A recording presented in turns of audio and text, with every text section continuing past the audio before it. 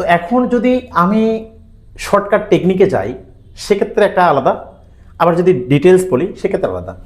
আসসালামু আলাইকুম প্রিয় শিক্ষার্থীবৃন্দ, ঢাকা বিশ্ববিদ্যালয়ের ডি ইউনিটে 25-26 সেশনে একটি প্রশ্ন এসেছিল আলোয় আধার কাটে, এখানে আলোয় কোন কারকে কোন বিভক্তি। তো এখন যদি আমি শর্টকাট টেকনিকে যাই সেক্ষেত্রে একটা আলাদা, আবার যদি ডিটেলস বলি সেক্ষেত্রে আলাদা। মনে রাখতে হবে কোনো কিছু ঘটার পিছনে যদি কোনো কারণ থাকে তাহলে সেটি করণ কারক। কিন্তু ব্যাপারটা যদি এমন হয় যেটা তারা চিরন্তন সত্য কোনো কিছু বোঝাচ্ছে, তখন সেক্ষেত্রে সেটি অধিকরণ কারক হবে।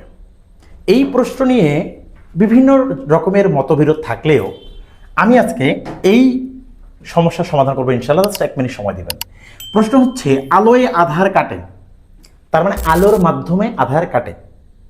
এখন সব আলোতে কিন্তু আধার কাটে না, যেমন জোনাকির আলো কিংবা মোবাইলের লাইটের আলো কিংবা ছোট কোনো বাতির আলো, এই আলোতে কিন্তু অন্ধকার পুরোপুরিভাবে কাটে না।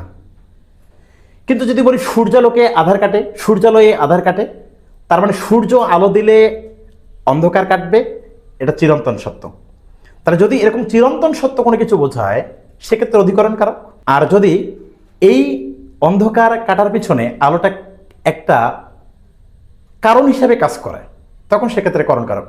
এত কথা বাদ, শর্টকাট টেকনিক মনে রাখতে হবে যে যদি চিরন্তন সত্য হয় তাহলে অধিকরণ কারক, আর যদি চিরন্তন সত্য না হয় তাহলে সেটি করণ কারক। তাহলে এই আলোয় আধার কাটে, সে আলোটা কিসের আলো আমরা কিন্তু জানি না। তার মানে সেটা ছোট আলো হতে পারে, জোনাকির আলো হতে পারে, যে আলোতে আধার নাও কাটতে পারে, সেক্ষেত্রে সেটি ঘটার কারণ। আধার কাটার ঘটার এই ঘটনাটা ঘটার কারণ, তার মানে সেটা সে করণে সপ্তমী, কারণ এখানে এ অন্তস্থ ও আছে। কিন্তু আমি যদি এমন একটা উদাহরণ বলি যে সূর্যালয়ে আধার কাটে, সূর্যালয়ে আধার কাটে, সেক্ষেত্রে এই সূর্যালয়ে কোন কারকে কোন বিভক্তি।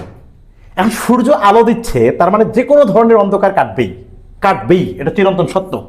সেক্ষেত্রে সেটি হচ্ছে অধিকরণে, অধিকরণে যেহেতু এখানে একটা অন্তস্থ অ আছে তাহলে অধিকরণে সপ্তমী বিভক্তি। ধন্যবাদ সবাইকে।